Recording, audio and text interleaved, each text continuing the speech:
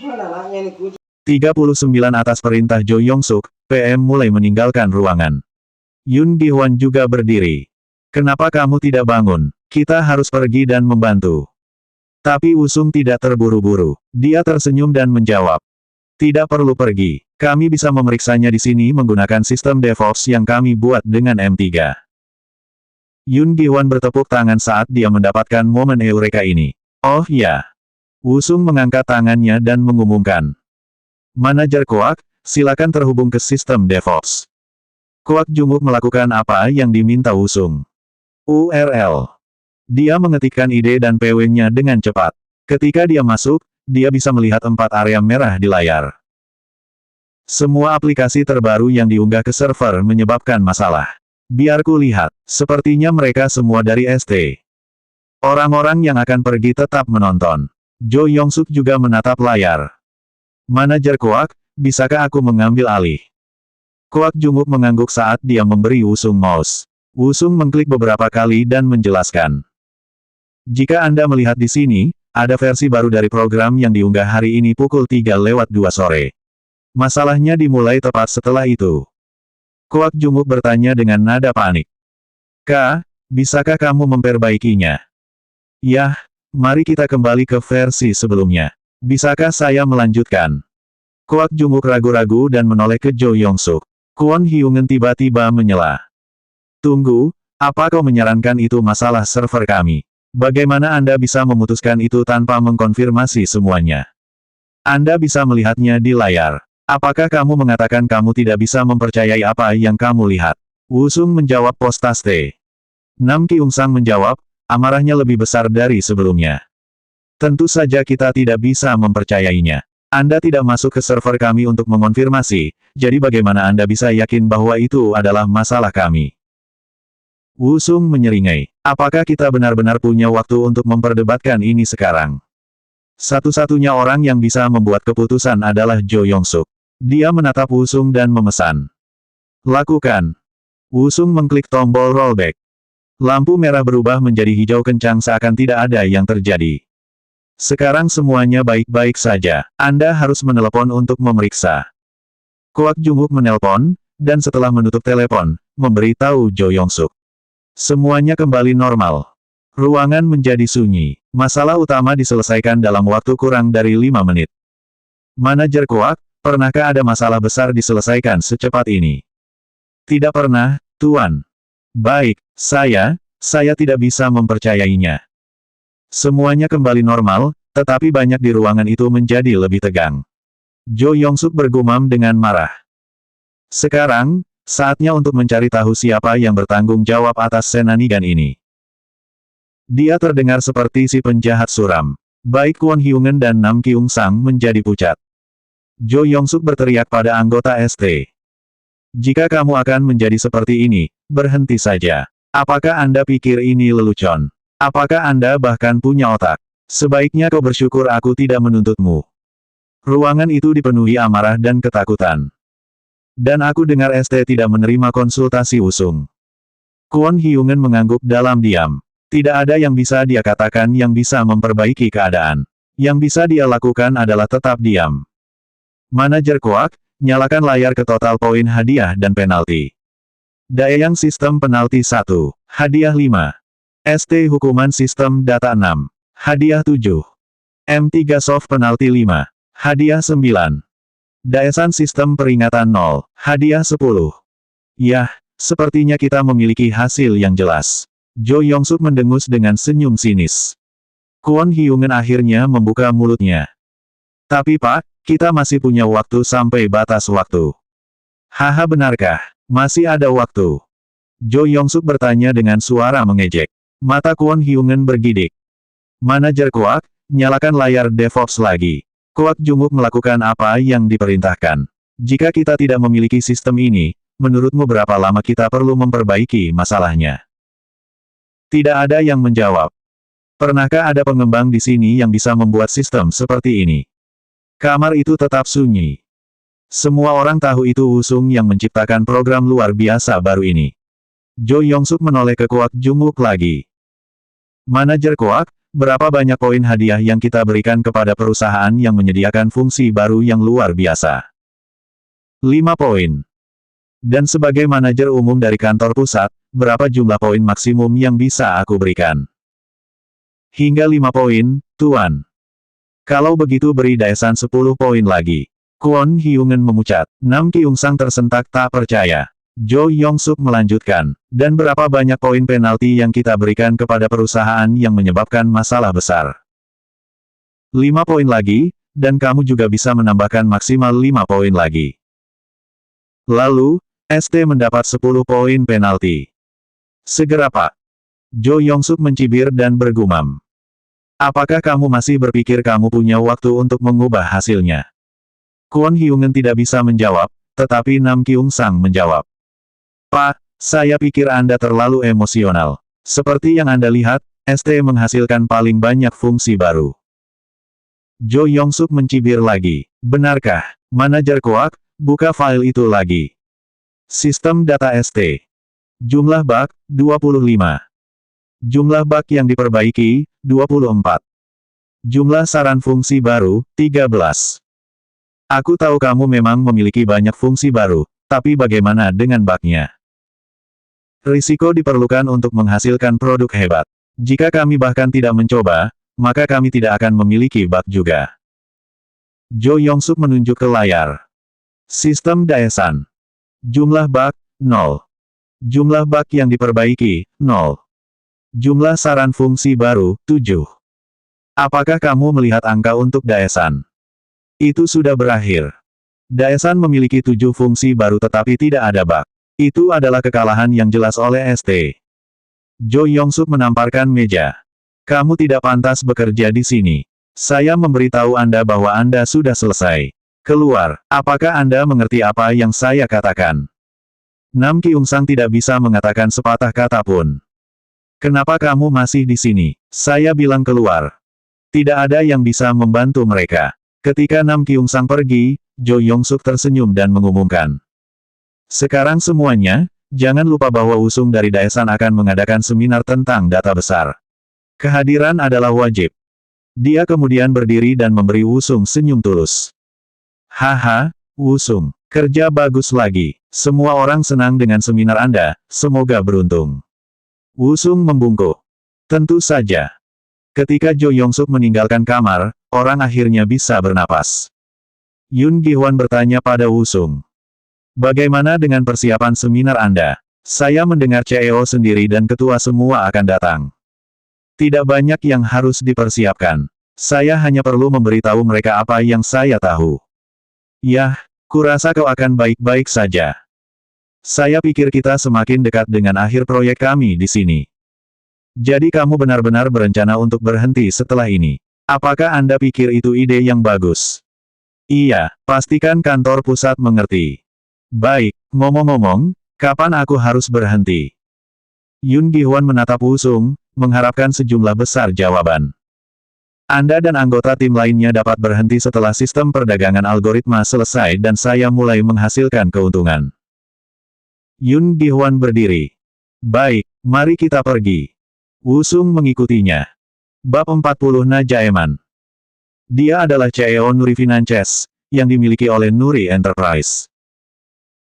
Setiap Rabu, berbagai CEO dari anak perusahaan Nuri Enterprise berkumpul untuk membahas kinerja mereka masing-masing dan cara meningkatkannya.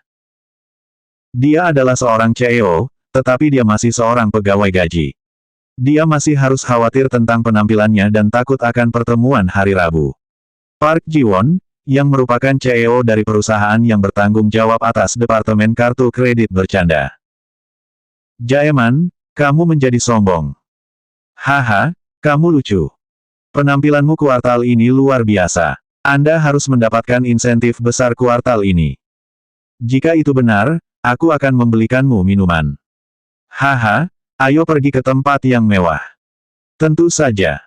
Park Ji-won menepuk pundak Na Jaeman. Inilah sebabnya aku sangat menyukaimu. Sementara mereka berbicara, sebuah pengumuman dibuat. Ketua ada di sini. Kamar itu tenang. Shin Yong-won. Ketua Nuri Enterprise. Pada usia 67, Shin Yong-won membanggakan kesehatannya. Dia berolahraga secara teratur dan merawat dirinya sendiri. Selanjutnya datang putra tertua Shin Yongwon, Shin Gungu dan putrinya, Shin Semi. Kami sekarang akan memulai pertemuan ke-16 Nuri Enterprise. Mari kita mulai dengan nyanyian kita. Keuangan adalah kinerja. Semua petugas mengangkat tangan mereka dan mengulanginya. Keuangan adalah kinerja. Keuangan adalah kinerja. Keuangan adalah kinerja. Setelah nyanyian rutin, pertemuan akhirnya dimulai. Shin Yongwon selalu bersikeras mereka mulai dengan motonya. Kalau begitu, mari kita mulai dengan laporan kinerja. Ruangan itu penuh ketegangan. Sektor bank, pertumbuhan 1%. Asuransi jiwa, tidak ada perubahan dari bulan lalu. Asuransi malpraktek, tidak ada perubahan dari bulan lalu. Setiap kali setiap sektor diumumkan, CEO masing-masing bereaksi sesuai tergantung pada jumlahnya. Akhirnya, hasil Nuri Finances disebutkan. Keuangan, pertumbuhan 3%. Najaeman menggigit bibirnya dan mengangguk sementara yang lain memandangnya dengan rasa iri yang luar biasa. Ini adalah bulan kedua berturut-turut Nuri Finances tampil paling baik. Najaeman berusaha menyembunyikan kesenangannya, tetapi dia tidak bisa berhenti memberikan senyum bangga. Selamat kepada keuangan Nuri. Mari kita beri dia tepuk tangan. Semua orang bertepuk tangan. Beberapa memandang Najaeman dengan kecemburuan yang dikalahkan, sementara yang lain menatapnya dengan cibiran. Shin Yongwon mengambil mikrofon dan mengumumkan. Sepertinya sektor keuangan adalah satu-satunya yang bekerja keras saat ini. Terima kasih Pak. Data begitu besar. Apakah karena proyek itu? Saat ini, itu karena sistem HTS baru. Proyek Big Data akan segera diterapkan juga. Saya melihat, penasihat Shin. Shin Semi adalah salah satu penasihat ketua. Dengan bob mahal, Shin Semi tampak tajam dan menarik. Matanya bersinar seperti berlian. Dia tampak memikat sekaligus mengintimidasi. Tuan. Suaranya manis, seorang wanita cantik dengan keagungan luar biasa. Jadi, itu fintech. Itu sesuatu yang kamu minati, benar penasihat Shin. Fintech. Itu adalah teknologi terkait TI di industri jasa keuangan. Ya Pak, segera, transaksi offline akan mati dan semuanya akan terjadi online. Itulah arah yang harus kita ikuti, Nuri Enterprise. Ya itu, sepertinya Nuri Finances sedang mengerjakan proyek terkait jadi mungkin kamu bisa terlibat. Aku akan memeriksanya. Dan Direktur Shin.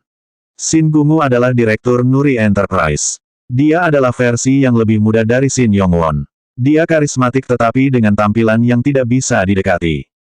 Ya, Ketua. Jangan terlibat, tapi awasi. Ya Pak. Mari kita pergi ke topik selanjutnya. Setelah pertemuan itu, Shin Semi mendekati Najaeman. Shin Semi baru berusia 26 tahun, tetapi Najaeman masih merasa terintimidasi olehnya. Dia menunggu dia untuk memimpin percakapan.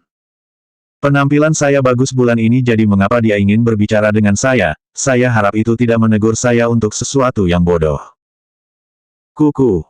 Itu nama panggilan Shin Semi. Dia tajam dan selalu menemukan hal-hal yang dilewatkan orang lain. Banyak yang takut padanya untuk ini. Najaeman mencoba memikirkan apapun yang mungkin dia lewatkan. Jangan gugup, saya hanya ingin bertanya tentang proyek Big Data. Oh itu, kami saat ini memiliki sedikit masalah dengan laporan Daeyang, jadi kami memeriksanya kembali. Memeriksa kembali. Perusahaan outsourcing yang bekerja pada sistem HTS kami menemukan masalah dengan proyek tersebut. Jadi ada masalah dengan proposal Daeyang. Iya, jadi kami memeriksa kembali semuanya. Bahkan, kami berencana mengadakan seminar tentang hal itu minggu depan. Apakah Anda mengacu pada seminar oleh perusahaan bernama Daesan? Tepat sekali. Daesan, kedengarannya tidak asing. Ini perusahaan kecil yang nilainya hanya sekitar 5 juta dolar. Itu bukan perusahaan yang Anda tahu. Dan kamu memberi pekerjaan penting pada perusahaan sekecil itu. Tanya Shin Semi tiba-tiba. Dia menuduh, tetapi Najaeman menjawab dengan percaya diri. Daesan saat ini adalah perusahaan terkemuka dalam sistem hadiah penalti yang Anda sarankan. Daesan, bukan Daeyang. Ada seorang pria bernama Wu Sung Kang di Daesan yang panggilan akrabnya adalah Midas. Dia akan berbicara di seminar ini. Wu Sung Kang. Kami berharap untuk memburu dia sesegera mungkin. Jo Yongsuk ingin mengintai dia. Ya itu betul. Shin Semi mengerutkan kening. Segera setelah itu, percakapan mereka berakhir, dan Na Jaeman akhirnya bebas untuk pergi. Pukul 1 pagi. Wusung sedang duduk di depan komputernya di rumah. Dia sedang mengerjakan seminar untuk besok. Hari-harinya di Daesan sekarang dihitung. Sebelum dia pergi, dia ingin melakukan pekerjaan dengan baik. Dia ingin meninggalkan kesan yang baik. Untuk melakukan ini, ia harus melakukannya dengan baik di seminar. Bagaimana dia bisa menyampaikan ilmunya kepada hadirin secara efektif? Wusung ingat Choi Gichul dan keterampilan negosiasinya. Dia adalah pembicara yang luar biasa. Choi Gichul terlahir kaya, tetapi ia tidak menggunakan uangnya saat membuat perusahaannya, Bitmain. Dia memiliki banyak investor dan memperoleh cukup uang dari mereka untuk membuatnya. Banyak yang berinvestasi karena mereka tahu Choi Gichul kaya, tapi itu bukan alasan utama. Alasan paling penting adalah keterampilan komunikasinya. Wusung melihatnya berkali-kali. Tidak ada yang Choi Gichul tidak bisa meyakinkan. Wusung mengingat saran Choi Gichul. Turun ke level audiens Anda. Ini adalah fokus utama Wusung untuk seminar. Sebagian besar audiens akan menjadi pengembang tetapi Wusung tidak berencana untuk menggunakan bahasa teknis. Lebih penting daripada pengembang adalah CEO dan ketua. Dia memastikan penjelasannya bisa dipahami oleh siapapun. Wusung mengenakan setelan hitam dengan kemeja biru. Di depan cermin, dia terlihat gagah dan profesional. Menonton Wusung di atas panggung, Yoon Gi-hwan berseru. Kurasa pakaian membuat pria itu. Kim Yong-gun setuju. Dia tampak hebat hari ini. Haha, dia juga melakukan presentasi yang luar biasa. Ini adalah akhir yang hebat untuk waktunya di sini. Kim Yong-gun menyadari apa yang dimaksud Yoon Gi-hwan. Tunggu, apakah Wusung berhenti? Diam, ini masih belum resmi, tetapi akan segera terjadi. Lalu dia akan bekerja untuk Yang Guancul. Yoon Gi-hwan menggelengkan kepalanya. Aku akan memberitahumu nanti. Mari fokus pada seminar untuk saat ini. Park Junwo terus melirik Yoon Gi-hwan. Dia bisa mengatakan sesuatu yang besar akan segera terjadi. Penonton termasuk banyak orang dari Daeyang termasuk Cha Yorem dan Kim Jae-jin. Wusung. Cha Yorem ingat pertama kali dia bertemu dengannya. Universitas sedang mengalami hari olahraga. Cha Yorem mengenakan kemeja ketat dan dia bisa mendengar banyak pria berbisik tentang dia dan memanggilnya. Lalu tiba-tiba, dia mendengar Wusung berteriak pada mereka. Hei, diam saja, kalian sangat berisik. Kamu terutama, Park Jong-hyun. Mereka mulai berkencan segera setelah itu, tetapi itu hanya berlangsung selama 6 bulan.